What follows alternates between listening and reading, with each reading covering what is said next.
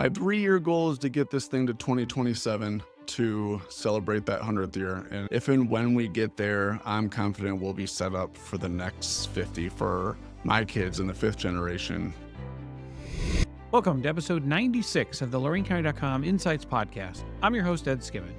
Before we dive in, I'd like to thank the LorainCounty.com champion sponsors, Lorain County JVS, Community Foundation of Lorain County, Emerge Inc., WOBL Radio, Lorain County Commissioners, and Lorain County Community College. Today, we are talking with Bill Hudnutt, publisher of the Chronicle Telegram and president of Lorain County Printing and Publishing. Join us as Bill talks about his role, the legacy of the Chronicle Telegram as a family-owned newspaper since 1927, and how the organization is adapting to the evolving media landscape by embracing digital platforms while maintaining its print tradition. Bill shares the importance of local journalism in building community trust, supporting local businesses, and staying relevant in the digital age, along with insights into the future of news and the potential of AI. I first met Bill around 2006 when we served together on the Elyria Apple Festival Committee. Prior to that, I was fortunate enough to meet both Bill's father and grandfather during their time leading the Chronicle. In today's episode, Bill notes that there are only about 25 independently owned daily newspapers left in the country. Under Bill's leadership, the Chronicle has not only navigated the transition from print to digital, it has positioned itself for the future by expanding its digital reach while preserving its print roots. A strong independent local newspaper provides many benefits, including deeper community trust, consistent coverage of local issues, and meaningful support for area businesses. Bill is also very active in Elyria and across Lorain County, which further strengthens the Chronicle's impact. Here is my conversation with Bill Hudnutt. I'm Bill Hudnutt, publisher of the Chronicle Telegram and president of the parent company, Lorain County Printing and Publishing. Welcome, Bill. Thanks for joining us and sharing your insights. Could you provide an overview of the Chronicle Telegram and the parent company, Lorain County Printing and Publishing? Yeah, so the Chronicle Telegram is a daily newspaper in Lorain County. The company itself has been around for close to 200 years, since 1829. The Hudnutt families owned it outright since 1927, and along the way, we picked up other companies and other products. So we have the Medina Gazette down in Medina, another daily newspaper, a cluster of radio stations out in Milan, K96, WLKR, and WLKR Classic. And we have WEOL here in Elyria, which we just converted into a digital local sports platform to evolve that into where the industry is going and lean into our strengths and where we already have that brand equity. Could you describe your role and responsibilities as president? What does a typical day look like for you? I guess very generally, when most people think of what goes on at the newspaper, everything that's in the movies all focuses around the newsroom. It's always like a scrappy reporter or a newsroom chasing a story, but there is a whole other part of the newspaper that doesn't get talked about much, and that's generally what I'm in charge of. I'm in charge of the business part of the newspaper, and day-to-day that could mean a bunch of different things. I do a lot of selling myself for some of our digital products. So I go out with our sales team and try to inform our new clients of what we're offering. It could also go from talking to vendors and negotiating those contracts down to finding people to help us get some of this machinery out of our building as we continue our evolution. You mentioned your family's been at the helm of the Chronicle since 1927. As a 4th generation publisher, how do you balance honoring the tradition and innovating and moving the family business forward?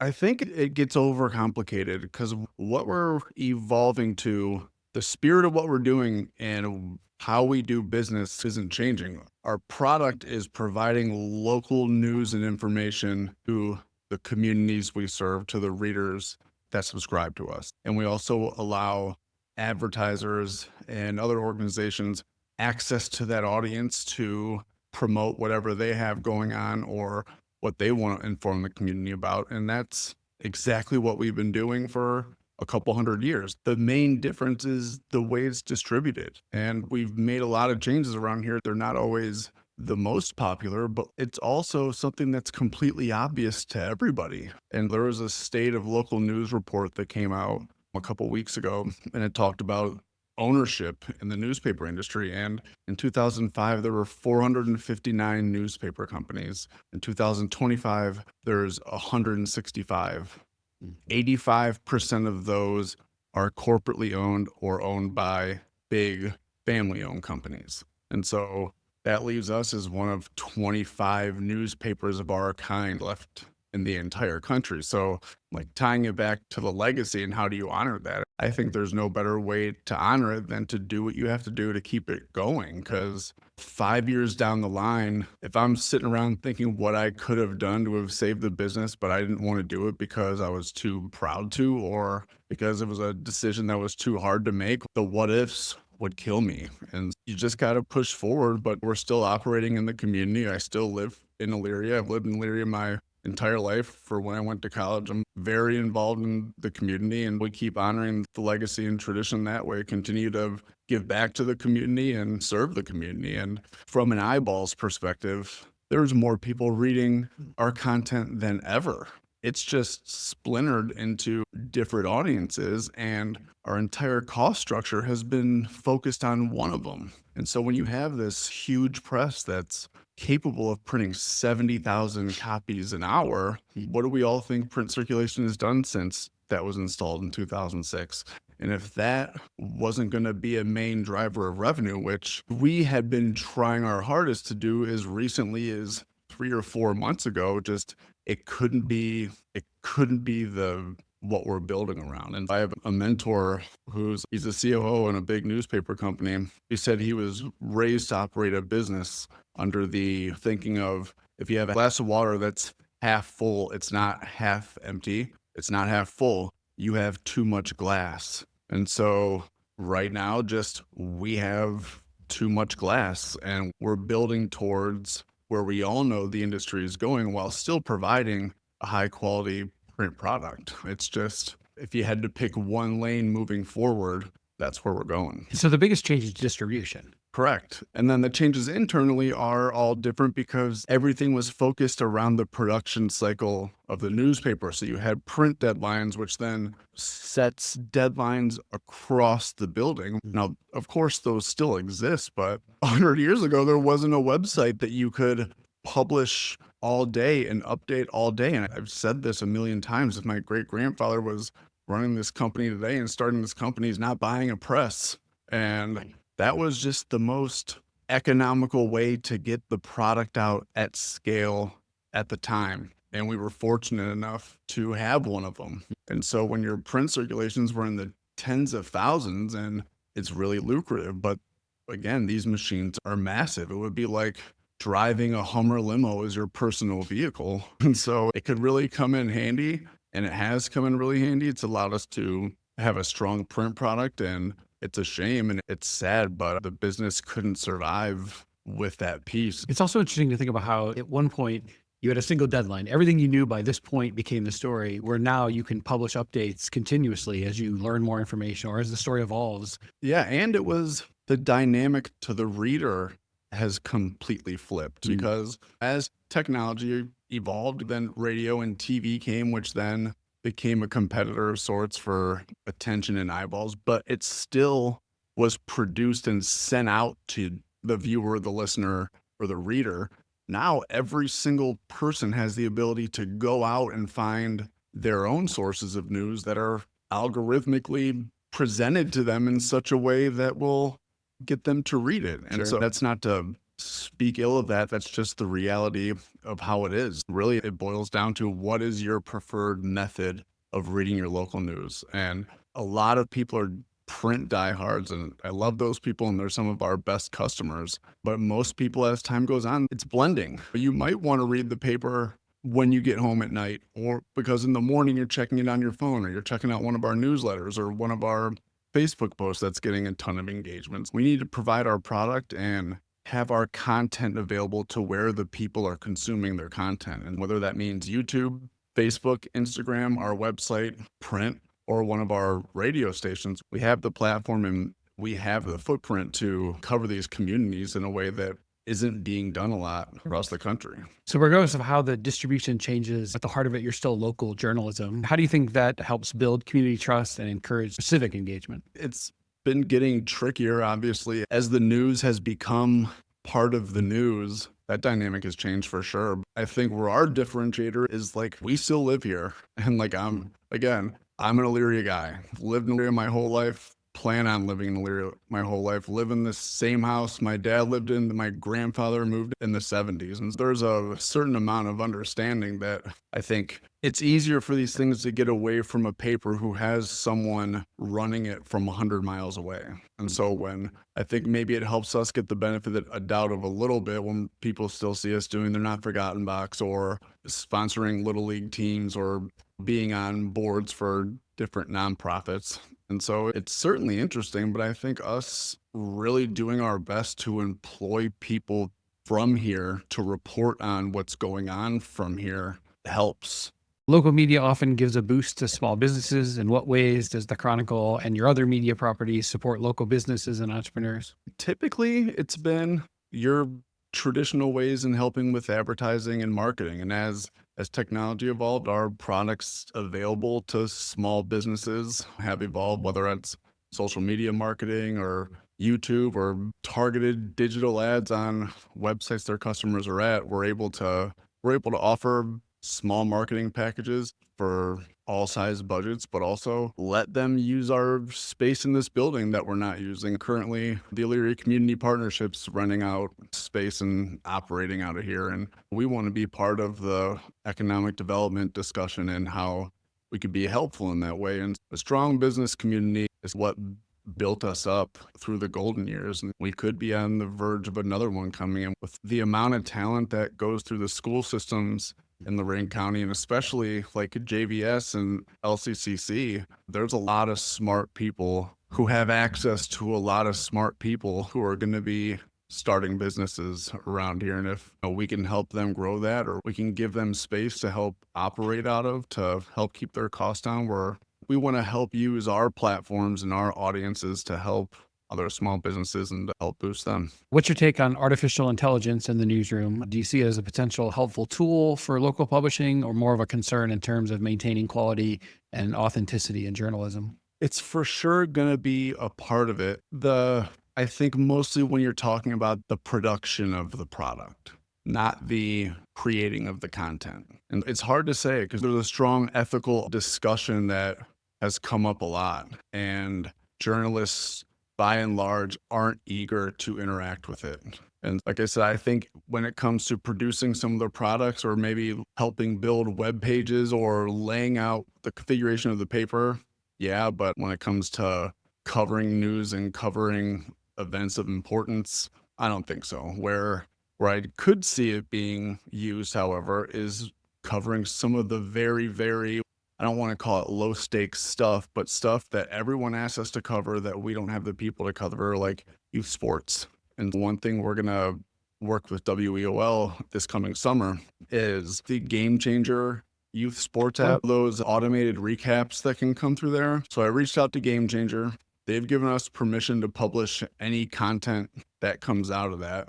As I figure out the best way to distribute this message, we'll be able to have teams using Game Changer add the Chronicle, add the Gazette, add WEOL to their team, giving us access to that content, which we can then put on our websites, put on our social channels, because, my kids are in youth sports and I see the other parents sharing what's clearly, it might not be AI generated, but data generated or whatever you want to call it. And it's shamelessly because it's, hey, see, Lincoln went 5 for 5 in the game. They don't care who wrote it or that it came from a data set. They just want to see their kid's name out there. And if we're very transparent about it, which we will be, where it says this excerpted by, we'll attribute it to Game Changer and show them all how it's happening, we'll be able to cover youth sports at a scale that's definitely never been done here if I can just organize all that content coming in, because I think people will be eager to do that if they know that we have a system for publishing it and then they can go share that. So I think maybe in like less serious stuff like that, but when it comes to what most people think of when it comes to what a newspaper covers, AI won't be factoring in that part. How do you define success at the Chronicle and your other media properties? What metrics or outcomes are important to you and your team? Revenue. I guess that's as simple as it can be. But right now we're working through a lot of changes and a lot of operational reimagination of how we're built and how we operate. We're actually working on coming up with new KPIs for every department and making sure that there's a very corporate-y talk, but like de-siloing the operation, because like I said before, this is all built around a production cycle and it isn't anymore. Now it's more about being in touch with what people are reading on our website, how that's helping convert subscribers, what might not be moving the needle, where can we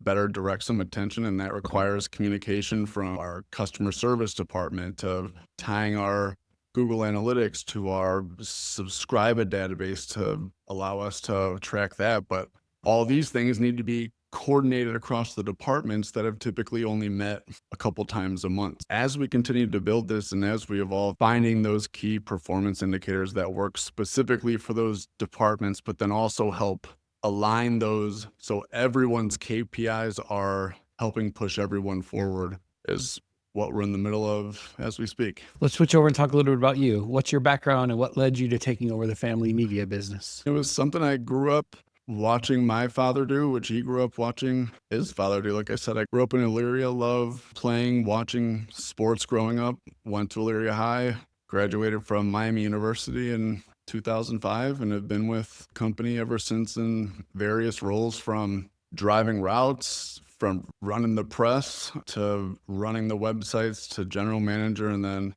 I took over as president in February 2018. In the time you've been president, what are you most proud of accomplishing? Getting us out of debt and getting us out of our pension. We were able to annuitize that so that our pension was frozen in the late 2000s. We were able to annuitize that so all of the folks in the pension are still getting paid, but we don't have those obligations to pay anymore, which really added up when you had a underfunded pension. We still had the construction loan from when we did the expansion in 2007 on top of this pension obligation that were 2 meteorites heading for our ship, no matter how well we fix things and how well we fix the operation.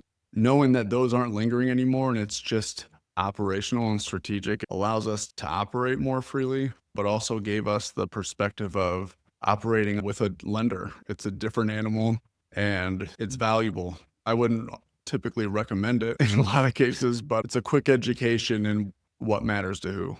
Looking forward, what would you still like to accomplish? My 3-year goal is to get this thing to 2027 to celebrate that 100th year. And if and when we get there, I'm confident we'll be set up for the next 50 for my kids in the 5th generation to take this over. Because if we're one of 25 companies like ours left in the country, only a handful of those are going to make it. And if we're one of those, I think that'd be a really cool story for Elyria and Lorain County, and something that the Chronicle can continue to contribute to the community and help it move forward. I know that you're personally involved in a number of community organizations. What are some of the projects you're involved in, and why are these important to you? Elyria Community Partnership, it's important to me. It's about rebuilding downtown Elyria. And we did our project in downtown Elyria because my dad was adamant about that. He didn't want to leave. And so the downtown area is it's important to us. It's important to the people of Elyria. So if I can help in a positive way, that means a lot. I'm on the board for Elyria Little League. I grew up playing there. Mayor Brubaker was actually my Little League coach, and we won a state championship in 1996. My son plays out there now, and so on the same field, so it's fun. And then a member of Elyria Rotary and on the board for LCCC Foundation and One Lorain County. Speaking of baseball, you opened an indoor hitting and pitching facility here. You want to talk a little bit about that? Yeah, so that space was just being used for us, honestly, for company events, and it was space we didn't need anymore. And Bill Matthews, who runs that's his business. And he was running this out of the press room in the former Journal building in Lorain. And he needed to find a new spot. And turned out he taught with my mom in the Amherst schools for a long time, and we had a connection with him. And he said that space would be perfect for a couple of batting lanes. And at the time, I had no idea what the demand for private youth sports coaching was. Sure. And it's been a nice little piece. So he's got everyone from Little League through high schoolers going through there, and it's always fun to see what they have going on. And another example of how we're trying to use the building in a way that helps everyone. And like I said, our parent company's name is Lorain County Printing and Publishing. Now, joke around, but I'm not joking that we could use that acronym of an ethos of source of how I want us to operate, which is leverage current properties properly. So whether that means our audiences from the newspapers and websites and apps and radio stations to how we use our own resources for getting our products out to how we're using our own assets to capitalize on some opportunities that could be beneficial for us and the community. So we're going to continue to use this building as a tool. It's our plan to, if we sell it, lease space back out. If we don't sell it, perhaps lease space out to other folks. And it's a big building. It's 80,000 square feet, and we could get creative. How would you describe your leadership style, and who or what has influenced your leadership approach the most? I would say most people here have been here longer than I have in a lot of leadership roles. So I've done a lot of learning from them. And I guess I've learned where I can be helpful and where I'm getting in the way. And I'm hands-on if I can be helpful to that. But I also know we have a lot of very smart and competent people that can handle almost anything. And I would say, I guess I take a lot from a lot of coaches. Terry Francona was one, hearing him talk about some of his leadership things, then also just listening to and reading a lot of books. There's one book, it's called The Hard Thing About Hard Things. And it's just, here's how to act as a leader when things aren't going well, as opposed to all the other ones that give you all of the steps when things are. And so I found that to be very helpful. And then also, whatever leadership style is, that not being afraid to ask the dumb question anymore. Outside of work, what are your hobbies and interests, and how do they help recharge you? I love golfing.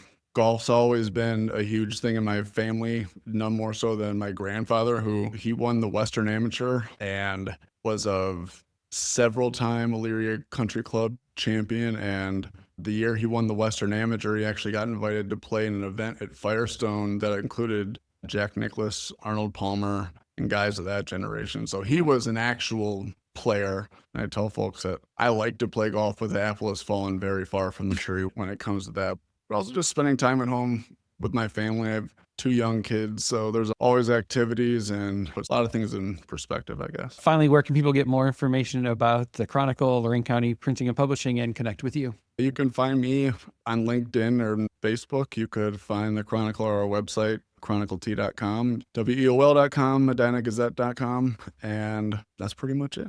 Thank you, Bill, for joining us and sharing your insights. Thank you. Thank you for listening to the LorainCounty.com Insights Podcast. Each episode, we share conversations with the people shaping life in Lorain County, from business and government to education, nonprofits, healthcare, and entertainment. Be sure to follow or subscribe on your favorite podcast platform so you never miss an episode. You can also visit LorainCounty.com to discover local events, volunteer opportunities, and more community resources. If you know someone who's making a difference in Lorain County, send us a note at podcast@LorainCounty.com. We would love to share their story and insights. Special thanks to our producer, Leah Gerke, and to you for listening. This has been the LorainCounty.com Insights Podcast, conversations with the people shaping Lorain County.